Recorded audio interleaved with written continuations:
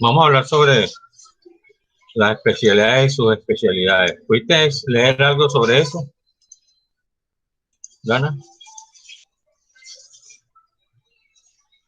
Dana.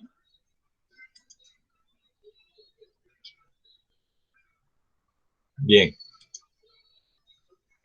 Para hablar de especialidades y sus ¿Sí me especialidades. escuchas? Sí, no la escuché, tenía el volumen, el micrófono apagado.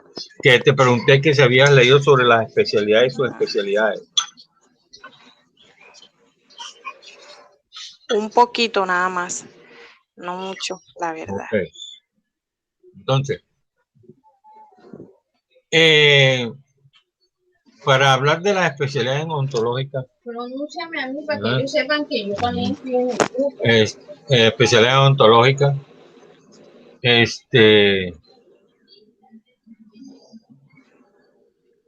Eso tiene que estar reglamentado a través de una certificación. Y las subespecialidades de los prestadores individuales de la salud y de las entidades que lo otorgan. Eso está en el decreto número 57 de 2007. Bienvenida, señorita Alexandra Mabel Martínez, a la clase. Publicado en el diario oficial respectivo. Normalmente, para hablar sobre las especialidades y sus especialidades, tenemos que entender qué es una especialidad. Una especialidad es la rama de la ciencia de la salud cuyo objeto es una parte limitada de la misma, sobre la cual poseen conocimientos y habilidades muy precisos quienes la cultivan o la ejercen. Mientras que la subespecialidad es una parte de una rama de la ciencia de la salud cuyo objeto es una parte limitada de la misma, sobre la cual poseen conocimientos y habilidades muy precisos quien los cultiva o ejerce. Ahora, la subespecialidad es posterior a una especialidad. Entonces, normalmente, podemos decir, quiero hacerte una pregunta. Dana, para ti, ¿quién es un especialista? ¿Qué crees tú que es un especialista?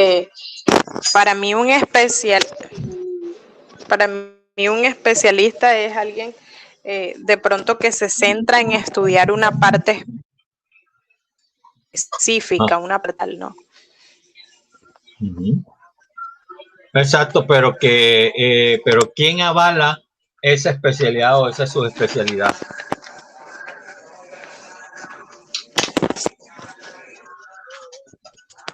¿Quién la avala? ¿Cómo así? O sea, ¿cómo se demuestra de que un profesional tiene una especialidad? ¿A través de qué? Aquí la señorita Alejandra, que tengo aquí al lado, dijo que es que la tengo aquí al lado.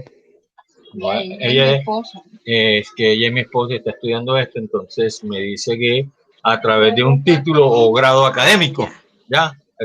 ¿Quién lo avala?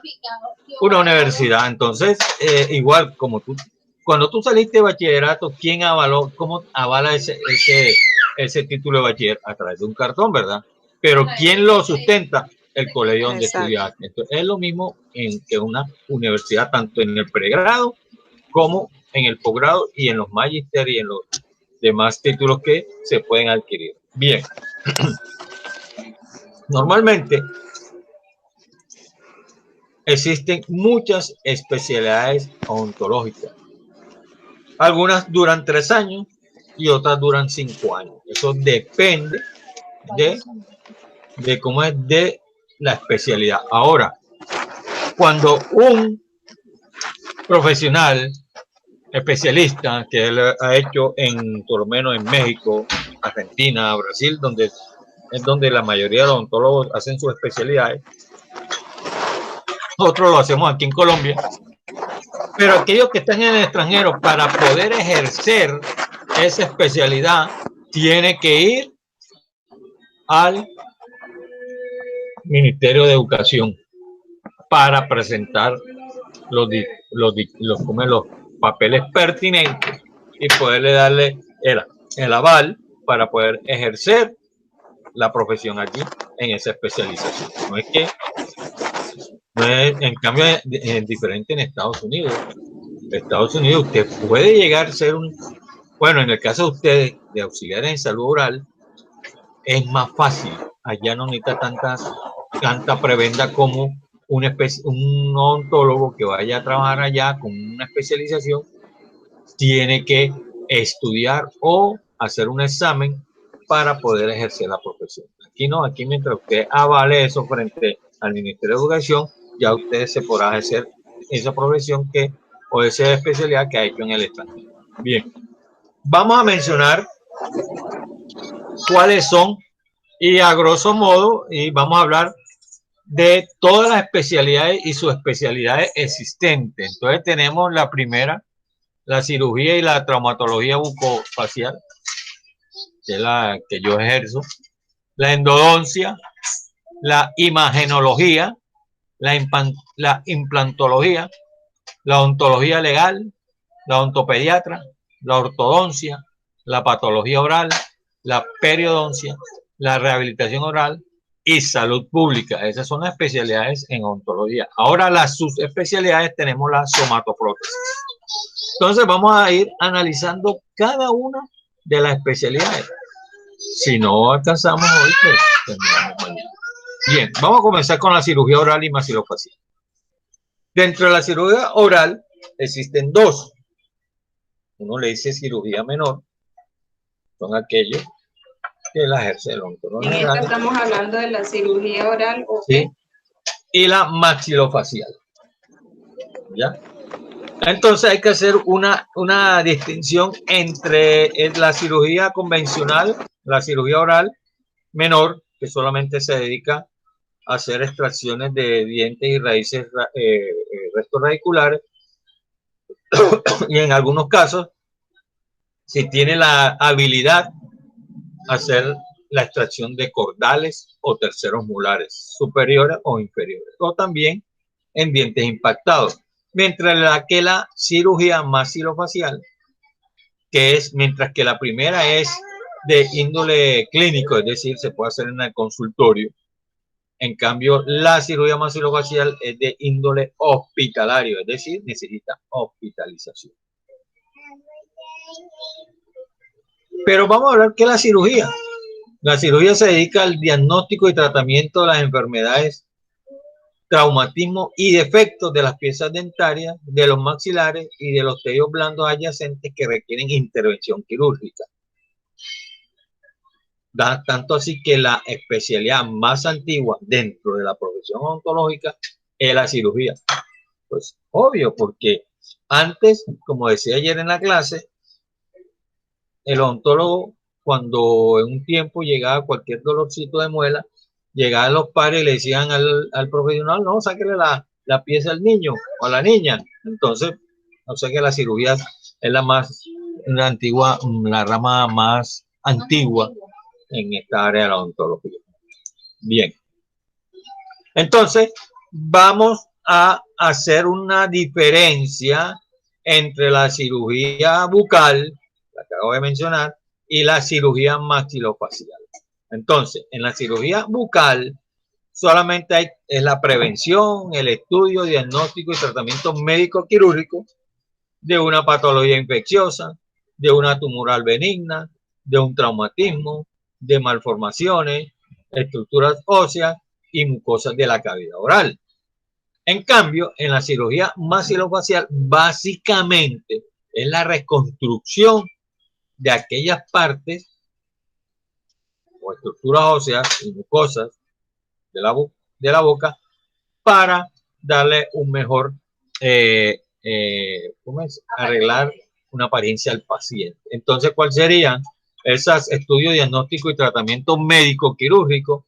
¿De qué alteraciones? Traumáticas, infecciosas, tumorales, funcionales, estéticas o malformaciones congénitas o adquiridas. Un ejemplo, el labio leporino es una malformación congénita o paladar hendido. ¿Qué se requiere? Ahí se requiere un cirujano maxilofacial, ¿ya? Porque eso ya le está arreglando la parte estética del paciente. Entonces, vea que la diferencia entre una y otra. Bien, la cirugía que yo le acabo de mencionar, la bucodental, por lo regular la realiza el odontólogo general con intervenciones menores en la boca, aquellas que le acabo de mencionar. ¿Ya? Mientras que la cirugía oral y maxilofacial es un especialista que dedican exclusivamente a esta práctica con conocimientos que los odontólogos generales no desarrollarían en toda su magnitud. ¿Ya? Entonces, esa es la gran diferencia. Mientras que el odontólogo general puede hacer ciertas intervenciones quirúrgicas, el especialista puede hacerlas más que todo cuando hay por lo menos heridas de bala en el rostro o cuando hay fracturas de mandíbula, cuando hay fracturas de maxilar superior, que hay que necesitar hacer un cerclaje o las fracturas de tipo Lefort 1, Lefort 2 o Lefort 3. Eso lo vamos a ver más adelante a lo largo de la carrera. Bien. Eso es básicamente lo que es la cirugía maxilofacial. Nos vamos para la endodoncia. Vamos a definir qué es endodoncia. Endo significa, viene del griego que significa dentro, y doncia, que significa, que viene del griego odous, que significa diente. Entonces, dentro del diente. Normalmente la endodoncia es lo que de pronto tú en un momento has escuchado, lo que es el tratamiento de conducto. No es más que eliminar cualquier patología que está dentro del interior del diente, que puede ser en la región cameral o en la región radicular. Entonces, básicamente, eso es la que es la endodoncia. Pero vamos a darle una definición a esta especialidad, que se define como el tratamiento de conductos radiculares, lo cual corresponde a toda terapia que es practicada en el complejo dentinopulpar, es decir, la pulpa dentaria y su dentina en un diente. Eso es prácticamente lo que es la endodoncia. Sin embargo, la endodoncia va más allá, porque ya como dijimos, terapia, preservar y generar la pulpa, tratamiento de conducto, retratamiento. También tiene cirugía endodóntica apical. Un ejemplo, cuando se hace una cirugía endodóntica apical, vamos a darle un término más sencillo, se llama apicectomía. Normalmente, cuando uno hace un tratamiento de conducto, y es porque hay ya una lesión a nivel del ápice del diente. Es una lesión que aparece radiográficamente como un circulito de color oscuro, pero a veces el tratamiento no da abasto para que esa lesión periapical involucione, es decir, desaparezca. Entonces, como no desaparece y hay que eliminarla, entonces se recurre a hacer lo que se conoce como una apicectomía. Es decir, se ingresa a través del maxilar, puede ser superior o inferior, haciendo una ventana a la altura de la raíz del diente afectado, y llega y se corta el ápice. Después llega, y para no evitar que entren microorganismos, entonces se hace una obturación retrógrada, se coloca amalgama sin zinc, entonces, etcétera, etcétera. Eso lo veremos más adelante cuando veamos las especialidades una por una. Bien. Entonces, ahí incluye también cirugía. Entonces, vea que ya tenemos que en la endodoncia también requiere de cirugía. Bien. Vamos a ver en cuáles son las condiciones que hay que hacer tratamiento de conducta. Caries dentales muy profundas, es decir, cuando ya el diente tiene un dolor que ni siquiera tomando medicación llega y se quita. Entonces hay que hacer tratamiento de conducto. Vamos a hacer un paréntesis. El problema de los tratamientos de conductos en estos tipos de dientes que tienen las caries profundas, que si no se restaura inmediatamente, es decir, haciendo depende del daño que tenga el diente, cuántas caries ha perdido por superficie, se hace una corona, un núcleo, una simple resina, una simple amalgama, una incrustación. Bien, que si no se restaura indistintamente,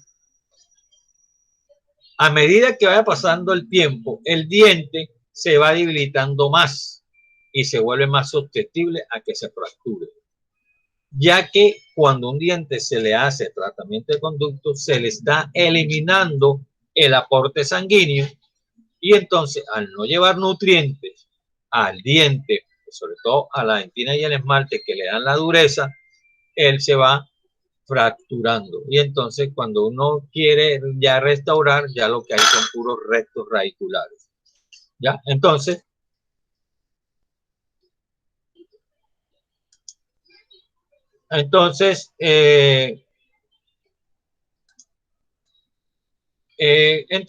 el diente se debilita. También se hace tratamiento de conducto cuando hay traumatismos o golpes.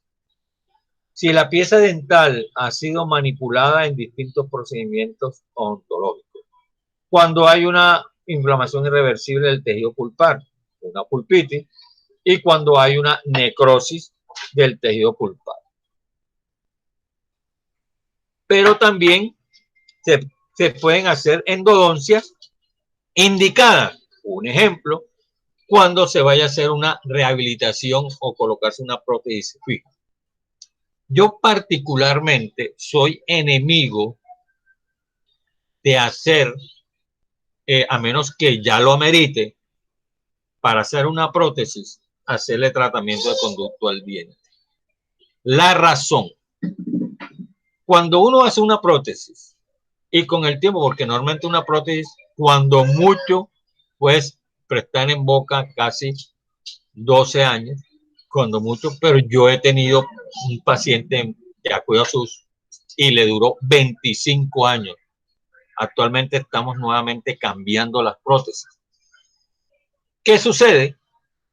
Que si yo le hago tratamiento de conducto a esos dientes donde va a estar como pilar para la prótesis, obviamente, si comienza a tener una degeneración pulpar, por decirlo así, el paciente no lo va a sentir, porque es un diente que no tiene vitalidad.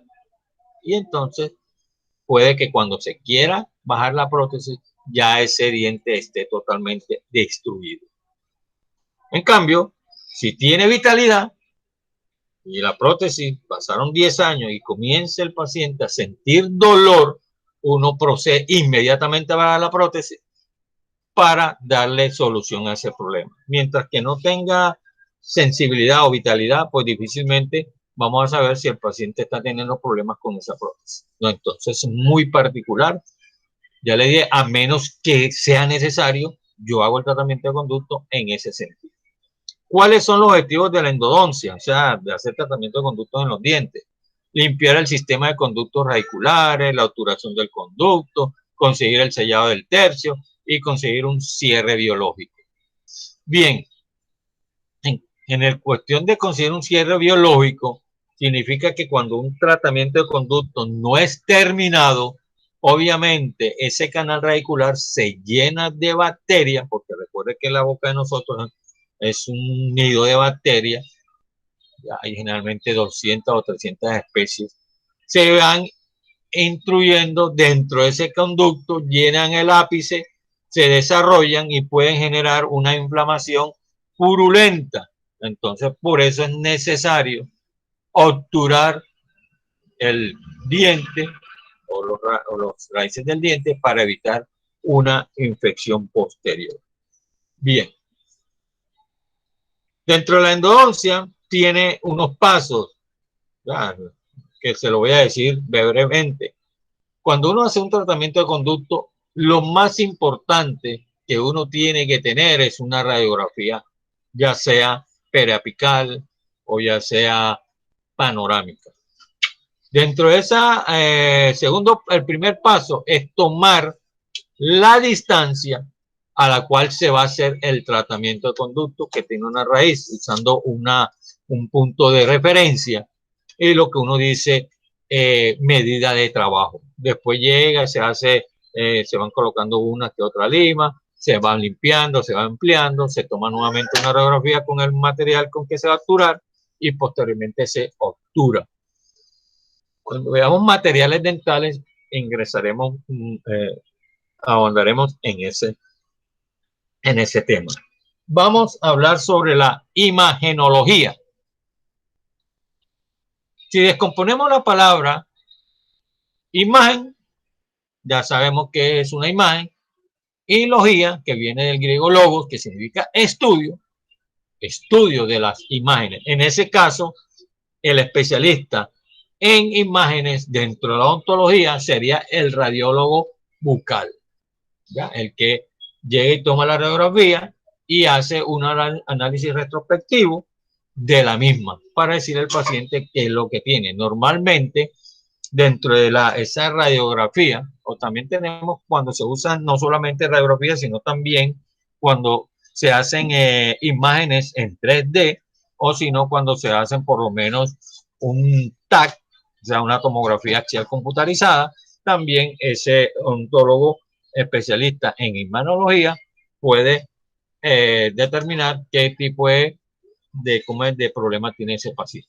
Pero vamos a dar una definición a esta especialidad. Es aquella que se ocupa de generar imágenes en el interior del cuerpo mediante diferentes agentes físicos y campos magnéticos, y utilizar estas imágenes para el diagnóstico y en menor medida para el pronóstico y el tratamiento de las enfermedades. Normalmente se llama radiodiagnóstico o diagnóstico por imagen. Entonces, esa es otra especialidad. Bien. Dentro de la ontología, la imagenología es lo que estudia lo normal y lo anormal del sistema estomatognático. ¿A través de qué? De la radiología convencional, de lo que acabo de mencionar, una tomografía, una ecografía y una cialografía. Entonces, pero nosotros normalmente, si vamos a hablar solamente porque la RNM y la ecografía y la cialografía tienen que ver exclusivamente con ya partes de medicina. Nosotros solamente manejamos la radiología convencional y la tomografía. ¿Ya? ¿Qué diferencia hay entre una radiología y una tomografía? Aquí la señorita Alejandra pregunta que cuál es la diferencia entre una y la otra. Mientras que la radiología se hace a través de un rayos X, ya, eso lo vamos a ver cuando veamos más adelante en otro módulo, que yo trato exclusivamente ese. Y la tomografía se hace en una cámara donde se acuesta el paciente, donde no se debe mover, donde no debe tener ningún tipo de metal, porque como eso es una cámara electromagnética, si tiene algo metálico lo puedes prender del cuerpo, y si es en la pierna o en el cráneo o en una parte donde esté en hueso, puede causarle un daño severo al paciente. Bien, entonces la radiografía convencional se hace a través de radiografía. Bien. Vamos a seguir con las especialidades. Vamos a hablar con la actual, que la gente está dando mucho hombro. Profesor. Sí, dime, Dana, ¿qué pregunta? O sea, que la parte de la radiología, por así decirlo, también la auxiliar se encarga de hacerlo, ¿cierto? Espérate. Muy buena pregunta, Dana. A mí me gusta que no coman entero y que no den cuestiones en el tintero. Cuando veamos la parte de radiología, porque es que ustedes también van a ver eso, yo les voy a enseñar a ustedes cómo se toma un módulo que se llama así, radiología en asistencia al odontólogo. Normalmente yo les enseño para que aprendan a tomar radiografía, a revelarla, preparar los líquidos, etcétera, etcétera. Porque básicamente usted tiene que saber dos cosas: revelar e interpretar. ¿Ya? Normalmente, si usted llega, generalmente hay gente, vecinos, familiares, necios, que de pronto, porque están estudiando algo de odontología, viene alguien y le dice, no, quiero que me mire la radiografía a ver qué es lo que tengo. Y resulta que usted pasó por mí, no le prestó atención a lo que yo le enseñé, y usted que va, yo no sé. Yo por eso les digo, conmigo tienen que aprender a revelar y a interpretar la radiografía. Es decir, lo bueno, porque difícilmente yo no te puedo, ni siquiera yo con toda mi experiencia, decir, no, hay cosas que finalmente se pueden sacar de una, ¿no? Esto es tal, pero la radiografía siempre va a dar un diagnóstico presuntivo, no definitivo. ¿Por qué? Porque la radiografía solamente te muestra 2 dimensiones, no te muestra 3D. Entonces, por eso es que es importante siempre uno tener la radiografía. Entonces, para que veas tú que es importante de que ustedes aprendan a revelar y también a interpretar una radiografía periapical, una radiografía ¿cómo es? Está olvidando, panorámica, una de perfil cuando se hace para ortodoncia, una de water, etcétera, etcétera. Entonces, eso es lo que es importante, que ustedes aprendan lo que es la radiología. Nos vamos a la otra especialidad, de la que está dando hoy, que la gente económicamente que tenga el dinero, es la implantología. Normalmente es una especialidad sencilla que se encarga de reponer aquellas piezas dentales perdidas por medio de la instalación de un implante dental de titanio, los cuales se emplazan o se colocan dentro de los maxilares. Ahora, el colocar implantes también tiene su ciencia.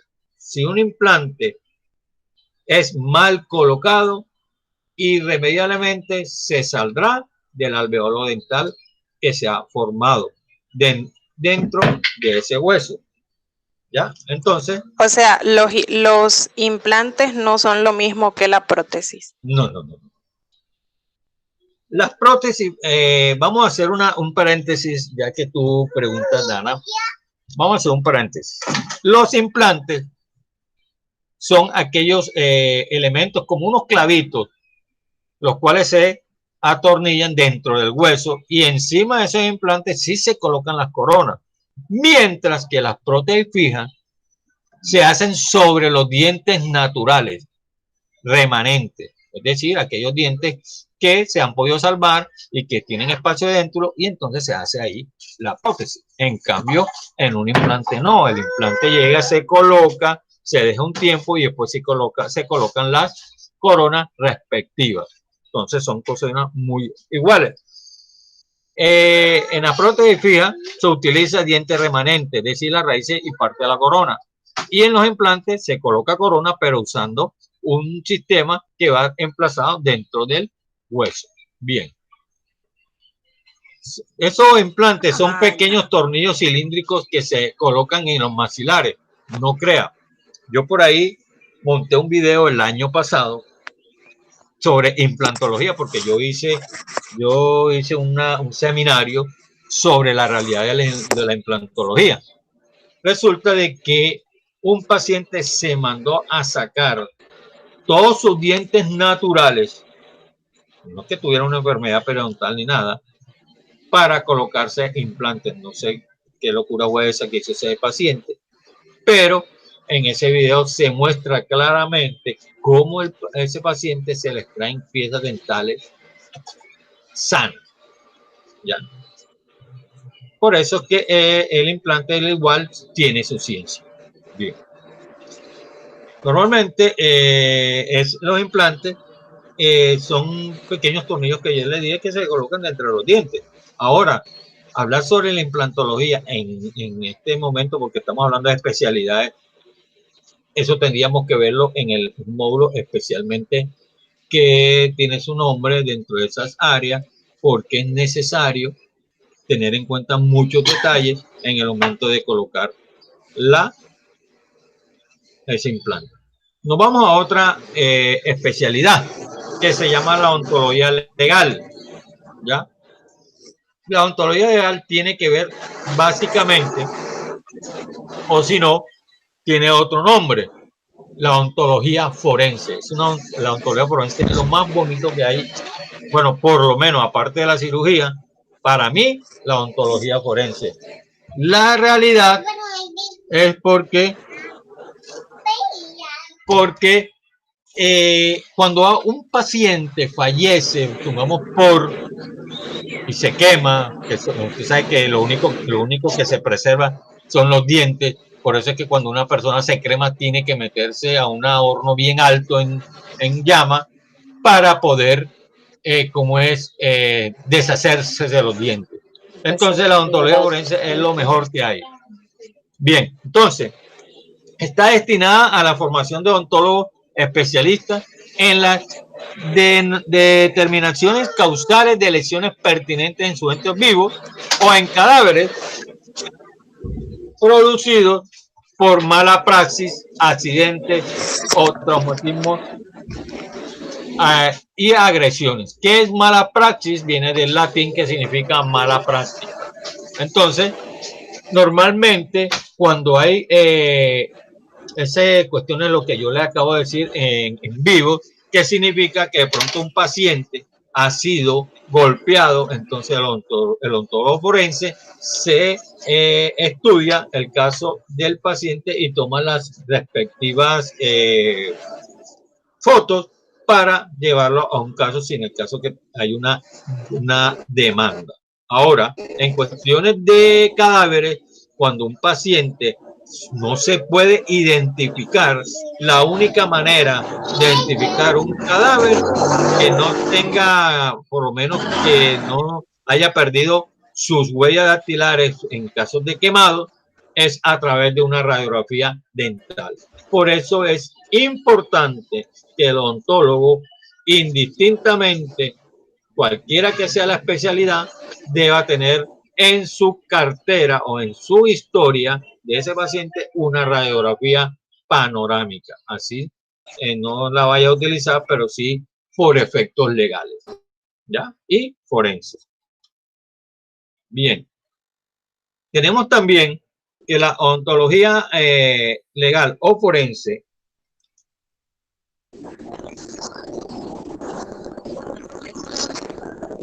solamente puede ser ejercida para hacer auditorías que tengan que ver con el Estado y con aquellas situaciones pertinentes en el área de la salud. ¿Ya? Por lo menos un ejemplo. Esa odontología forense fue muy utilizado en el caso del 11 de noviembre. Recuerde que ahí la gente que quedó atrapada, obviamente, como se generó una llama bastante fuerte, porque la gasolina de aviones genera un alto poder explosivo. Entonces, por eso fue utilizado mucho esos tipos de profesionales avalados por el Estado. Bien, nos vamos para otro especialidad que se llama la odontopediatría. Como su nombre lo indica, odonto significa que viene del griego dous, que ya le di diente, y pediatría, que significa niño. Entonces, los dientes de niños. Entonces, el odontopediatra es aquel que se encarga de tratar los dientes de los niños. ¿Ya? Entonces, su objetivo fundamental es la prevención y curación de los problemas bucodentales del niño y del adolescente, tomando en consideración los aspectos psicológicos, biológicos y sociales del paciente. Yo he tenido pacientes, mujeres y hombres, sobre todo en los hombres, porque el hombre es más cobarde que la misma mujer cuando se trate de las cuestiones de odontología. Y solamente se da porque durante su niñez tuvo un traumatismo. Entonces eso queda como secuela. Y entonces cuando llega a la edad adulta, vive todavía con esa parte y ese traumatismo. Normalmente el niño por lo menos cuando yo atendía a niños, ya no lo hago, yo lo médico es adulto, si el niño no quería que se tratara, yo solamente le enseñaba lo que era la unidad odontológica, los instrumentos, etcétera, y no lo intervenía para evitar de que no me fuera a regresar a la próxima cita. Entonces,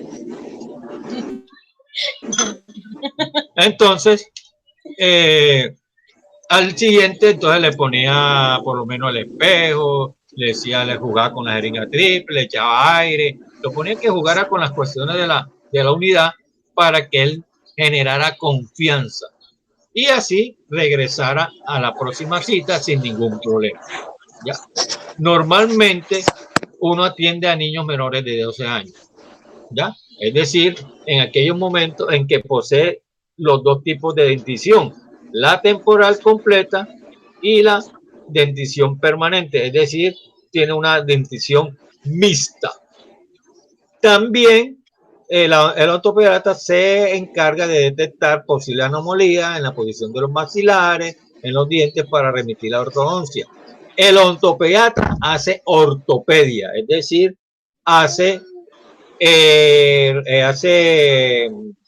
trata problemas o anomalías en los maxilares a través de aparatos removibles, es decir, que se pueden retirar, mientras que ya se requiere un ortodoncista cuando ya el cuadro es más severo.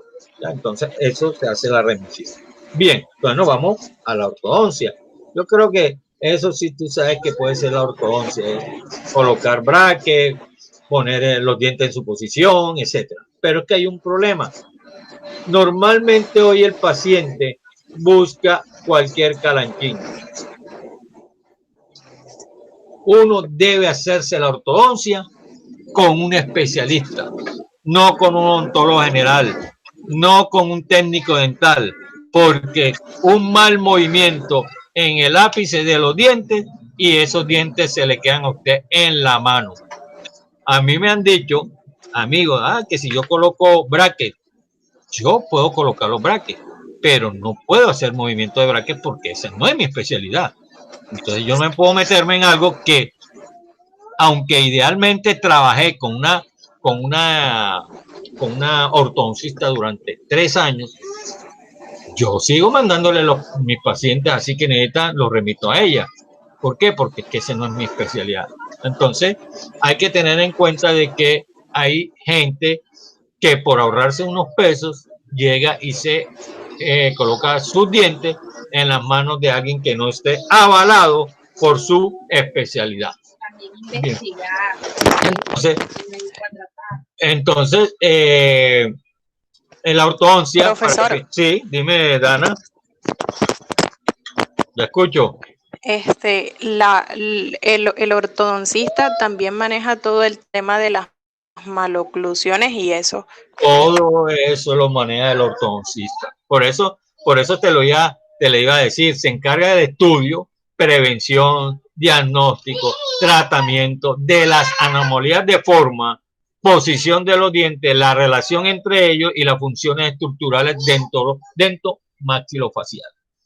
Entonces, aunque el ortodoncista no hace cirugía, pero a veces, por lo menos en el caso en el mío, me hicieron ortodoncia, pero necesitaba una pequeña cirugía en el maxilar inferior porque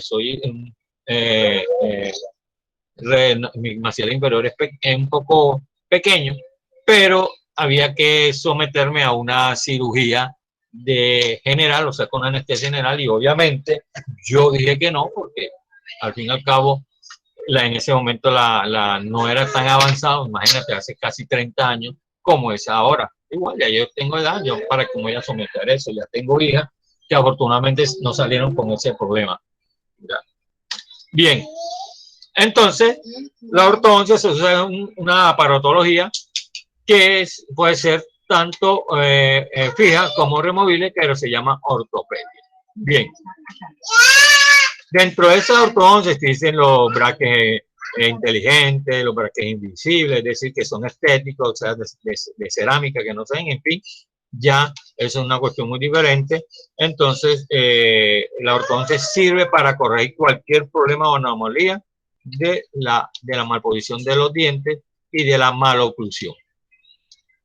Ahora, hay cuestiones que la ortodoncia por sí sola no pueden hacer y entonces por eso se requiere de la intervención de la cirugía para poder solucionar ese impasse. Bien, nos vamos a otra, ¿cómo es que se llama? Otro... Las hojas de Gloria Ryan. A otro. Ajá. Y por lo menos en el, cuéntame. En el caso de los niños, por lo general con los niños, bueno, usted en el módulo pasado nos enseñaba de que las maloclusiones a veces suelen ser hereditarias, o sea, genéticamente hablando, ¿no? Entonces, en el caso de los niños, ellos tienen que esperar una edad determinada para poder corregir oclusiones. Sí, exacto. Entonces, eso es lo que hace la ortodoncia, corregir esos pequeños problemas pequeños, por decirlo así, de maloclusiones a través de la ortodoncia. Bueno, nos vamos a otra especialidad que se llama la patología oral. Entonces, ¿qué es la patología? Son aquellos problemas ya de índole tumorales, quísticos, que se encarga la odontología, o sea, la parte de la odontología para estudiarlo y eliminarlo.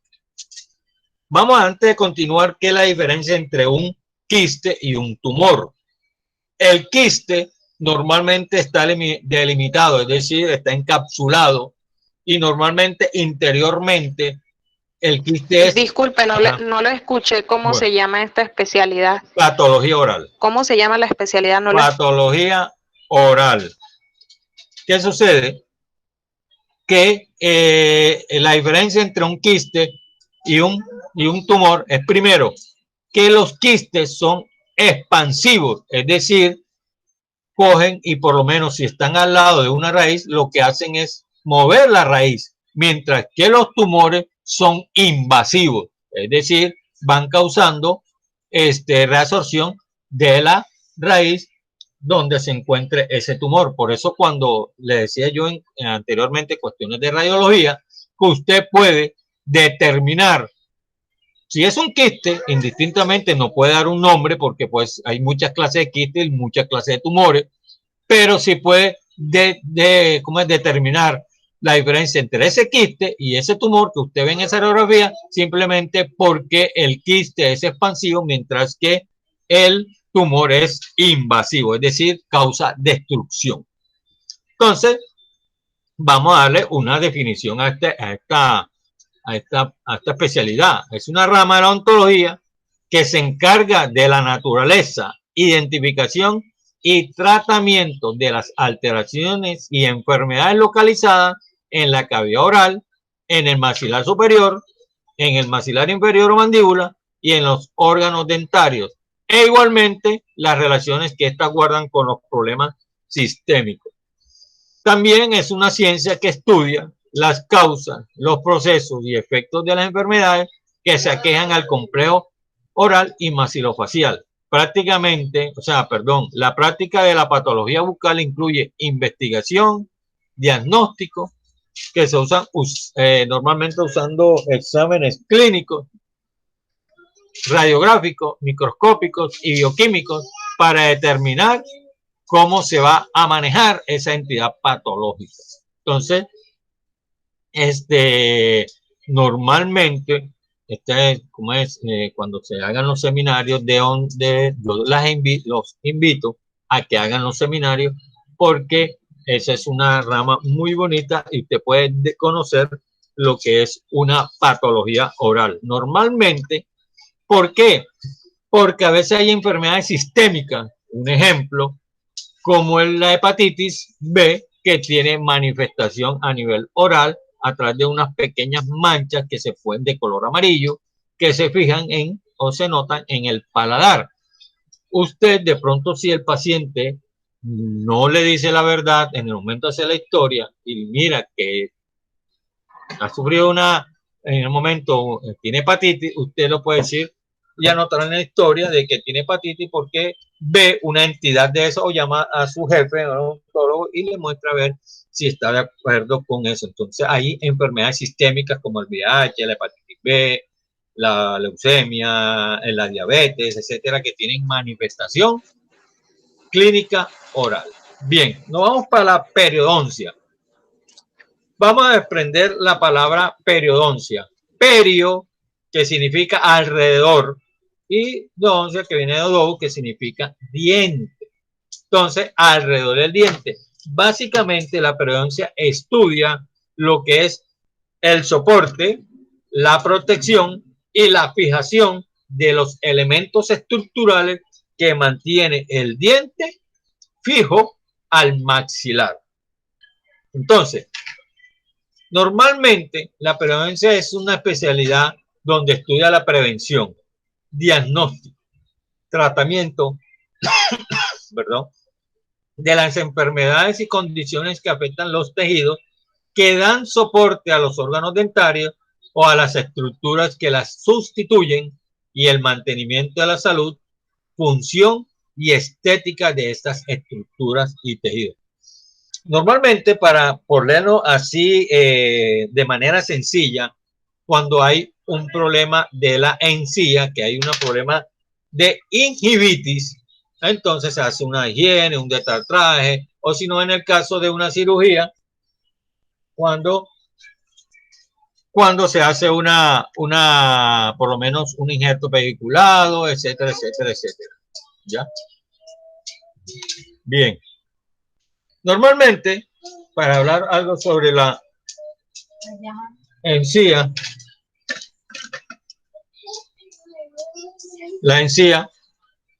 la encía sana normalmente es de color rosado pálido y tiene una característica muy particular que es la de cáscara de naranja. ¿Ya?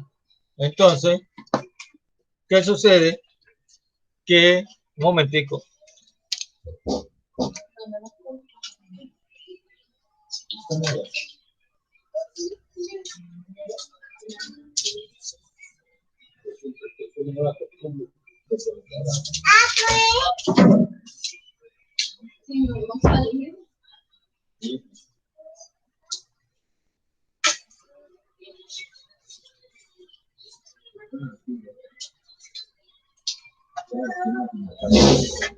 Pero colócala siempre allá.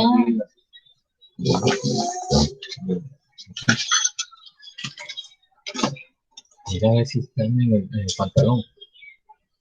¿Aló? Bueno, sigamos. Entonces, esas ciertas características.